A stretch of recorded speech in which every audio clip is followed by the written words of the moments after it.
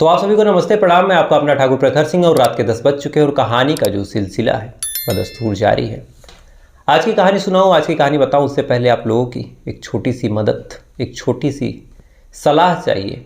क्योंकि आप लोगों में से कई लोग हैं जो कमेंट कर रहे हैं और लगातार कर रहे हैं कि जो वीडियो लाइव करने का टाइम है ये 10 बजे थोड़ा सा ज़्यादा लेट हो जाता है, काफ़ी इंतज़ार करना पड़ता है। कई बार ऐसा होता है कि नींद लग जाती है और फिर हम वीडियो मिस कर देते हैं। तो अगर पॉसिबल हो तो वीडियो को 8 बजे कर दिया जाए, नहीं तो 9 बजे, 9:30 बजे कर दिया जाए। अब आप लोगों की ऐसी मांग और लगातार मांग, तो मुझे लगा इस बारे में एक बार खुल के आप लोगों से पूछ लेना चाहिए।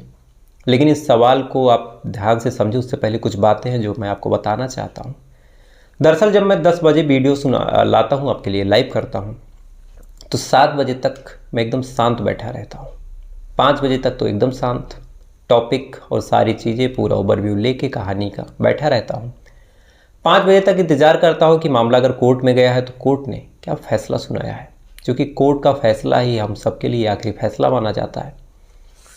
तो 5 बजे तक तो कोर्ट चलती है, तो फिर कोर्ट का फ़ैसला आता है, एक आध 2 घंटे में मेरे पास पहुँच जाता है। मान के चलिए कि 6:30 बजे तक, और 6:30 बजे तक अगर कहानी का फ़ैसला आता है मेरे पास, तो फिर उस कहानी को आपको थोड़ा डिटेल में बता पाता हूँ। और साथ ही फिर उस कहानी को सबसे पहले मैं लेके आता हूँ और बाद में कोई और लेके आता है।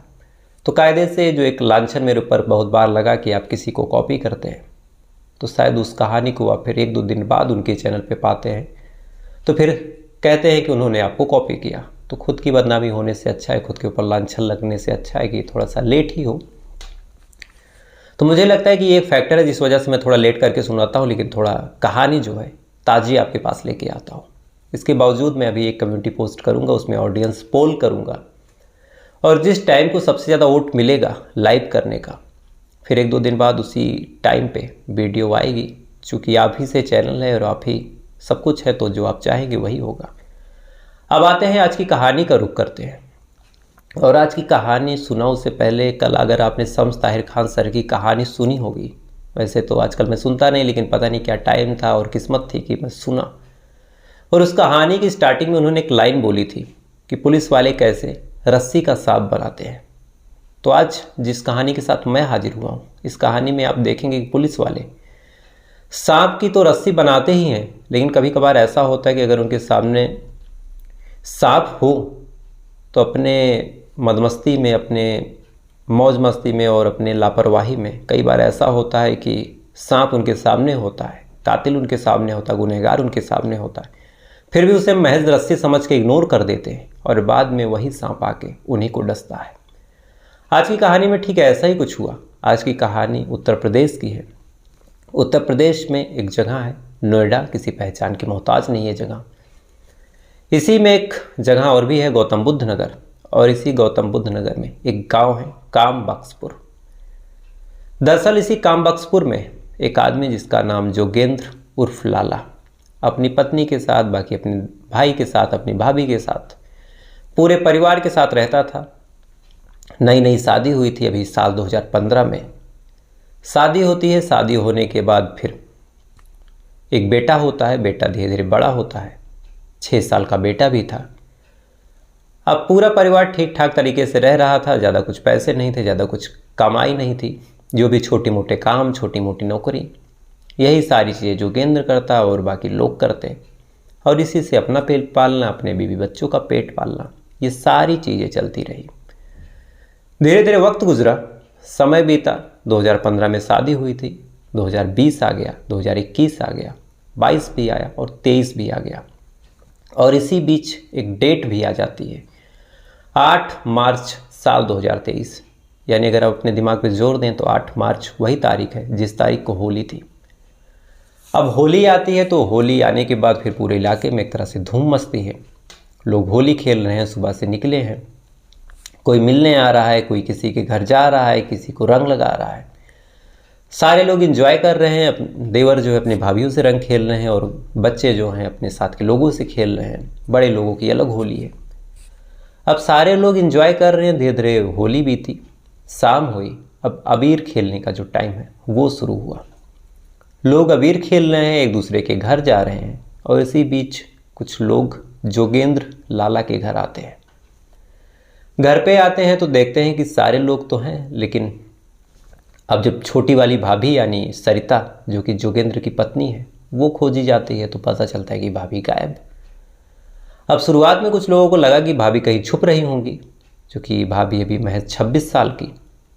लोग कहते हैं कि फिर भाभी आखिर गई कहाँ। अब ये बात जब घर वाले देखते हैं तो फिर उनको ध्यान आता है कि ये तो सही बात है, जो सरिता है वो गायब है और काफ़ी टाइम से गायब है। लिहाजा अब एक तरफ गांव के सब लोग होली खेलने और होली मिलने निकले थे, एक दूसरे को अबीर लगाने निकले थे, और इधर जोगेंद्र लाला का जो परिवार है, चाहे उसके भाई भूपेंद्र हो, चाहे उनकी भाभी उषा हो, चाहे माँ बाप हों, ये सारे लोग अपने घर की बहू सरिता को ढूंढने निकले थे। अब जहाँ जहाँ जा रहे थे हर जगह पूछ रहे थे कि सरिता आई है या फिर नहीं आई है। शुरुआत में गांव वाले मजाक भी उड़ा रहे थे कि पता नहीं कहाँ भाग गई, देखो किसी के साथ कहीं गई होगी, कहीं होली होली खेल रही होगी। लेकिन अब जैसे जैसे 8 बज गए 9 बज गए तो फिर गांव वालों को भी लगा कि ये मामला थोड़ा सा गंभीर है। हंसी मजाक अपनी जगह, लेकिन अब गांव की बहू गायब है और काफ़ी टाइम से गायब है, लौट के आई नहीं। अब तरह तरह के मन में ख्याल आने लगे कि कहीं ऐसा तो नहीं किसी ने भांग वगैरह पिला दी और कहीं गस्त खा के गिर गई हो, कहीं ऐसा तो नहीं कि कोई हादसा वगैरह हो गया हो। अब गांव के लगभग सारे लोग बदहवास इस सरिता को अब ढूंढ रहे हैं। कभी इधर जा रहे हैं, कभी उधर जा रहे हैं, हर संभव जगह जहाँ जहाँ सरिता के मिलने की गुंजाइश है वहाँ जा रहे हैं। लेकिन अब सरिता मिलने का कहीं नामो निशान उसका मिल नहीं रहा। धीरे धीरे परिवार वाले भी अब टेंशन में पड़ते हैं। जहाँ जहाँ वो जा सकती थी वहाँ वहाँ खोजते हैं, आसपास के लोगों से भी पूछताछ करते हैं, हर संभव जगह उसे ढूंढा जाता है। इसी बीच 8 तारीख की पूरी रात बीत जाती है। अब रात बीती और सुबह हुई तो फौरन ये कहा गया कि चलो FIR करते हैं। तो FIR की बात हुई तो जो वहाँ का थाना था, नॉलेज पार्क थाना, गौतम बुद्ध नगर का, वहाँ पे फौरन जोगेंद्र उर्फ लाला और बाकी परिवार के लोग जाते हैं, बताते हैं कि कैसे उनकी घर की बहू और जोगेंद्र की पत्नी सरिता गायब है और अभी तक आई नहीं, कल से ही गायब है। परिवार वाले भी बदहवास थे और बेटा तो उसका तो मानो रो रो के बुरा हाल, उसकी माँ गायब। अब पुलिस वाले कंप्लेन नोट करते हैं, नोट करने के बाद कहते हैं कि ठीक है जाओ खोज देंगे, और फिर मामले को यूं ही ऐसे टरका देते हैं कि जैसे ये जो सरिता है अपनी मर्जी से ही किसी के साथ गायब हुई है। अब आमतौर पे कई बार मैं आपको ये बात बता चुका हूँ कि जब कोई नवयुवक यानी अगर देखा जाए तो 18-16 से लेके 35-36 साल की कोई महिला या फिर कोई बच्चा, कोई लड़का लड़की अगर गायब हुई है तो पुलिस वाले बस साफ शब्दों में नहीं कहते, लेकिन घुमा घुमा के बस वही कहते हैं कि किसी के साथ अफेयर तो नहीं था, किसी के साथ भाग तो नहीं गई, कम से कम आप ये पता कर लीजिए, फिर आइए FIR करने, फिर आइए गुमशुदगी की रिपोर्ट दर्ज करवाने। इस मामले में भी पुलिस वाले घुमा घुमा के ये सारी बातें बोलते हैं और इतना बोल देते हैं कि कुछ टाइम बाद जो जोगेंद्र था यानी सरिता का पति, उससे जब कोई पूछता तो वो खुद अब गांव में कहने लगता कि जो मेरी पत्नी है उसका किसी से अफेयर था, वो किसी के साथ भाग गई। अब गांव में पति ऐसा बोल रहा है तो गांव वाले फिर समझाते हैं कि पागल हो, इस तरह से अपनी पत्नी के बारे में बोल रहे हो। बहरहाल अब 9 तारीख को FIR हुआ और 10 तारीख की 11 तारीख देखते ही देखते बीतता गया। सरिता का कहीं से कुछ पता नहीं चला। अब इधर मायके वाले भी फ़ोन कर रहे हैं सरिता के, चाहे भाई नरेंद्र हों, चाहे उसके पिता हों, चाहे और लोग हों। अब उन फ़ोन करते हैं, जब पत्नी का फ़ोन लगातार जा रहा है लेकिन उठ नहीं रहा। 1-2 दिन बाद फ़ोन स्विच ऑफ भी हो गया। तब उन्हें लगा कि क्या हो गया, ऐसे मेरी बेटी का फ़ोन गायब, फ़ोन किया तो उठा नहीं, फिर और उसके बाद अचानक से स्विच ऑफ हो गया और तब से रिटर्न कॉल भी नहीं आया। अब भाई परेशान होता है तो परेशान होने के बाद फिर अपने जीजा यानी जोगेंद्र को फ़ोन करता है। जोगेंद्र से पूछता है कि क्या हुआ, कहाँ गई। अब जब जोगेंद्र फ़ोन उठाता है तो जब पूछता है तो जोगेंद्र फ़ोन रख देता है, कुछ बोलता नहीं। अब इसके बाद फिर जो जोगेंद्र की भाभी उषा थी उसको फ़ोन करता है सरिता का भाई। फ़ोन करता है, फ़ोन करके पूछता है तो जो उषा थी वो झुंझुलाते हुए कहती है कि तुम्हारी जो बहन है वो नाक कटा के गायब हो गई और किसी के साथ भाग गई। अब एक भाई अपनी बहन के बारे में ऐसी बात सुनता है और अपनी शादीशुदा बहन के बारे में उसके ससुराल से ऐसा लांछन, भाई को तो मानो काटो खून नहीं। अब बदहवास अपने घर में जाता है, अपने पिता को, अपनी माँ को सारी बात बताता है। कि कैसे सरिता 8 तारीख से गायब है, कैसे घर वाले खोज रहे हैं, कैसे FIR हुआ। अब धीरे धीरे वक्त गुजरा और 15 मार्च आ गया। 15 मार्च को जो सरिता का भाई नरेंद्र था, उसके जो पिता थे, उनकी जो माँ थी, ये सारे लोग आते हैं। आने के बाद फिर उसी थाने जाते हैं और थाने में जाने के बाद इसी सरिता के पति, उसके ससुर, उसकी सास, उसकी नंद, उसके जीजा, उसके जेठ, उसकी जेठानी, टोटल 7 लोगों के ऊपर नामजद FIR कर देते हैं। 9 तारीख को पहला FIR हुआ, 15 तारीख को दूसरा FIR हुआ और हैरानी की बात देखी कि अभी भी पुलिस वालों के कान में जूं तक नहीं रहेगा। पहली बार तो गुमशुदगी की कंप्लेन दर्ज हुई और दूसरी बार सीधा सीधा एक मर्डर का मुकदमा इसके भाई ने लिखाया और कहा कि ये सारे लोगों ने मेरी बहन को मार डाला है और दहेज के लिए मारा है और मार के कहीं लाश छुपा दिए हैं। आप गांव में चलिए और लाश को खोजिए। आप सोच के देखिए कि इतना गंभीर कंप्लेन और टोटल 7 लोगों के खिलाफ नामजद FIR। उसके बाद भी पुलिस वाले महज आनाकानी करते हैं और समझा बुझा के भेज देते हैं। बात आई गई हो जाती है और अभी तक सरिता का कहीं से कुछ पता नहीं। धीरे धीरे वक्त गुजरा। अब घर वाले, मायके वाले, उन बीच में तकरार भी हो रही है। मायके वाले लांछन लगा रहे हैं, ससुराल वाले डिफेंस कर रहे हैं, कह रहे हैं कि ऐसा कुछ हुआ ही नहीं था, तुम्हारी बहन चरित्रहीन थी। मायके वाले भी खोज खोज के थक चुके थे, ससुराल वाले भी हर संभव गांव वालों के साथ मिलकर खोज रहे थे। देखते ही देखते पूरा मार्च महीना बीतने की कगार पे आ गया। अब न जाने कितने मन में ख्याल आए, न जाने कितने पड़ाव आए, न जाने कितने तकरारें हुई। और इसी बीच 31 मार्च साल 2023 को उसी गांव का एक आदमी जिसका नाम देवेंद्र है, वो अपने खेत पे जाता है। अब इससे कुछ टाइम पहले बारिश भी हुई थी, तो देखने जाता है कि खेत का क्या हाल है, कुछ नुकसान तो नहीं हुआ। तो जाने के बाद देखता है कि खेत के पास कुछ कुत्ते हैं जो मिट्टी खोद रहे हैं और मिट्टी से अजीब बदबू आ रही है। अब अगर ऊपर से बदबू आए तो थोड़ा सा मामला नॉर्मल लगता है, लेकिन मिट्टी के अंदर से बदबू और कुत्ते खोद रहे हैं पंजों से, नाखूनों से। फौरन ही जो देवेंद्र था उस खेत के पास जाता है। जाने के बाद उस कुत्ते को, जितने कुत्ते थे उनको भगाता है और भगाने के बाद फिर वहाँ की मिट्टी को ध्यान से देखता है तो उसमें कोई महिला की सड़ी हुई लाश दिखाई देती है। अब देवेंद्र लाश देखता है तो फौरन तो मानो उसका दिमाग खराब कि ये मेरे खेत में इस तरह से लाश कोई दफन है और कुत्ते खोद रहे हैं, कौन सा मामला है। घबराया हुआ गांव में आता है, अपने बड़े बुजुर्गों को सूचना देता है कि ऐसे ऐसे खेत के पास लाश है। अब फौरन 100 नंबर पे फ़ोन किया जाता है। 100 नंबर पे फ़ोन जाने के बाद फिर नज़दीकी थाने में फ़ोन जाता है, जो नॉलेज पार्क थाना था। वहाँ फिर बताया जाता है कि इस हिसाब से खेत में एक लाश दफन है, कुत्ते खोद रहे हैं। अब पुलिस आती है। कायदे से जिस पुलिस को 20 दिन पहले आना था, वो पुलिस 20 दिन बाद आती है। आने के बाद फिर लाश को बाहर निकालती है और जैसे ही बाहर निकालती है फौरन ही सड़ी ही हालत में, लेकिन कपड़ों से, बाकी डील डौल से, उस लाश की पहचान इसी सरिता के रूप में होती है। अब जब लाश मिली और लाश की पहचान हुई तब पुलिस वालों के हाथ पांव कांपे। कब इस मामले को जल्द से जल्द सुलझाना है, जल्द से जल्द सॉल्व करना है, नहीं तो वैसे इतनी भद्द पिटने वाली है और आगे न जाने कितनी बेइज्जती होगी। बॉडी को पोस्टमार्टम के लिए भेजा गया। फौरन ही जैसे बॉडी मिलने की सूचना मिली तो जो लड़की का भाई है वो आया। आने के बाद पूरी बात बताता है और कहता है कि जो मेरी बहन है उसको मेरे बहन के ससुराल वालों ने ही मारा है। मैंने पहले भी कंप्लेन किया था लेकिन आप लोग आए नहीं। और कायदे से कहा भी जाता है कि दीपक तले अंधेरा।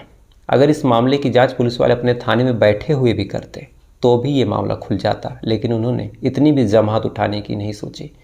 कितना काम कौन करे और कुछ पुरानी फाइलें कौन पढ़े। अब इतनी चीज़ें हुई तो फ़ौरन पुलिस गांव में आई, जो कि अब अपने आप को सुपीरियर दिखाना था। तो आती है फ़ौरन जोगेंद्र उर्फ लाला, उसके भाई भूपेंद्र को, उसकी भाभी उषा को, इन सारे लोगों को अब गिरफ्तार करती है। गिरफ्तार करने के बाद थाने लेके जाती है। जाने के बाद फिर भाई भी बैठा, ये सारे लोग बैठे और इन सारे लोगों के बीच अलग अलग बयानों में जो कहानी निकल के सामने आई, वो कहानी इस प्रकार थी कि जब शादी हुई सरिता की जोगेंद्र से तो उस टाइम तो काफ़ी दहेज इन लोगों ने लिया, लेकिन शादी होने के बाद फिर और एक्स्ट्रा दहेज ये लोग मांगने लगे। अब दहेज मांगते तो फिर सरिता अपने घर पे बताती। अब कोई भी परिवार होगा, अगर बिटिया मांग रही है तो ऐसा नहीं है कि फ़ौरन विवाद कर लेगा।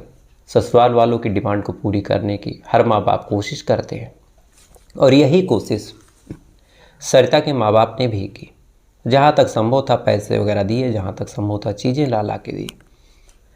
यहाँ तक भी ससुराल वालों ने बर्दाश्त किया। लेकिन इसी बीच सरिता बताती है कि उसका जो संबंध है, मतलब उसके पति का, जोगेंद्र का, वो उसी की भाभी उषा से हो गया है। अब जब जब जेठ जी उसके बाहर रहते तब तब ये संबंध वगैरह बनाती। अब उसी घर में सरिता भी है तो सरिता देख लेती। देखने के बाद फिर पत्नी थी चूँकि, तो उसे बुरा लगता, वो मना करती। अब जब मना करती तो फिर जो जोगेंद्र था इसकी पिटाई कर देता, और कुछ टाइम तक तो इसने बर्दाश्त किया। लेकिन जब बर्दाश्त का सिलसिला धीरे धीरे बढ़ने लगा और इसे लगा कि अब बर्दाश्त करने का कोई फ़ायदा नहीं, तो फिर अंत में ये जाती है अपने मायके, वहाँ पे बताती है कि मेरे साथ ऐसे ऐसे हो रहा है। अब भाई भी गुस्से में होता है, फिर काफ़ी कहासुनी होती है, मान मनोवल होता है।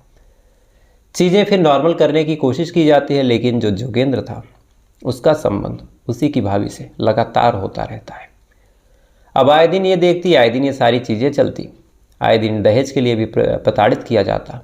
और इसी बीच जब इसे लगा कि अब मामला जो है वो हाथ से बाहर निकल रहा है, तो फिर से एक बार बताया गया घर पे, और घर वालों ने FIR वगैरह की धमकी दी। और इसी बीच सरिता को एक बेटा हो जाता है। सरिता को बेटा हुआ तो फिर लगा कि चलो अब बच्चा हो गया, कम से कम यही इन दोनों के बीच की एक कड़ी बनेगा। लेकिन चीज़ें फिर सुधरने का नाम नहीं ली। साल दर साल वक्त गुजरता गया, और सरिता का टॉर्चर और सरिता को परेशान करना, ये चीज़ें भी बढ़ती गई। और हद जब हो गई और सरिता को लगा कि अब बर्दाश्त नहीं हो पाएगा, तो 12 मार्च साल 2021 को सरिता थाने जाके बाकायदा अपने ही पति के खिलाफ कंप्लेन दर्ज करवा देती है। लेकिन अब यहाँ से भी आप पुलिस की महानता देखिए कि 2021 में जब कंप्लेन दर्ज हुई तो महज एक NCR हुआ, जांच की गई, और इसमें पुलिस ने किस हिसाब से जांच की कि जोगेंद्र पूरे परिवार के लोगों को निर्दोष करार देके फिर NCR कैंसिल कर दी गई, ये FIR दर्ज ही नहीं हुई। अब जब FIR नहीं दर्ज हुई तो फिर परिवार वालों का और मन बढ़ा, इसको और टॉर्चर किया जाने लगा। संबंध धीरे धीरे और बढ़ते गए देवर भाभी में। अब आए दिन विवाद होता और आए दिन ये सारी चीज़ें होती। और इसी बीच जब विवाद काफ़ी बढ़ गया, धीरे धीरे साल भी बीत गया, तो 8 मार्च साल 2023 को जब विवाद काफ़ी हुआ होली को लेके, और जिस हिसाब से रंग खेलना, इन सारी चीज़ों को लेके, तब परिवार वालों को लगा, जोगेंद्र को, उसकी भाभी को, उसके जेठ को, कि शायद अब ये अगर ज़िंदा रहेगी तो इसी तरह से कलेश करती रहेगी, और जिससे जितना दहेज मिलना था, जो सारी चीज़ें मिलनी थी, वो चीज़ें भी मिल चुकी हैं। तो अब इसको ज़िंदा रखने का कोई मतलब नहीं है। लिहाजा अब ये सारे लोग मिलके सरिता का कत्ल कर देते हैं। कत्ल करके लाश को फिर छुपा देते हैं। क्योंकि होली का वक्त था तो कहीं फेंका जा नहीं सकता था, बाकायदा रात होने का इंतज़ार करते हैं। इसी बीच कुछ लोग ढूंढने निकलते हैं, और जब सारे लोग ढूंढ के थक जाते हैं तब फिर से ये सरिता की लाश को कंधे पे लाद के जाता है। जाने के बाद फिर उसी देवेंद्र के खेत के पास, क्योंकि वहाँ आसपास कोई आता जाता नहीं था, तो उन्हें लगा कि फिर लाश अब यहीं ठिकाने लगा देनी चाहिए। फिर आधा गड्ढा जो है वो भूपेंद्र खोदता है, और आधा गड्ढा जो जोगेंद्र है वो खोदता है। दोनों लोग मिलकर गड्ढा खोदते हैं और सरिता की लाश को दफन कर देते हैं। और कहते हैं कि कुदरत चाहे जितनी आफत लेके आए, लेकिन उसकी आफत में भी कुछ न कुछ अच्छा ज़रूर होता है। बहरहाल मार्च कोई महीना नहीं था बरसात होने का। मार्च में पानी बहुत कम ही बरसता है, लेकिन जिस हिसाब से इस बार मार्च में पानी बरसा, तो मैंने खुद देखा कि टोटल 5 से 6 कहानियाँ मेरे पास ऐसी आई जिसमें लाश जो है वो दफन थी, लेकिन पानी बरसा और मिट्टी हटी तो लाश बाहर निकल के आई। तो जब 30 तारीख को पानी बरसा तो फिर 31 तारीख को मिट्टी नर्म हुई, तो कुत्तों के पास कुछ महक पहुँचे, तो कुत्ते पहुँचे लाश को खोजने, और यहीं से ये सारा मामला निकल के सामने आया। बहरहाल पुलिस ने टोटल 4 लोगों को गिरफ्तार किया है। बाकी 3 लोगों की और मौजूदगी इस क्राइम में मानी जा रही है। उम्मीद है कि जल्द ही अब इन तीनों को भी गिरफ्तार किया जाए और फिर जल्द से जल्द सज़ा हो। ये तो रही पूरी कहानी। अब आते हैं आज के सवाल पे।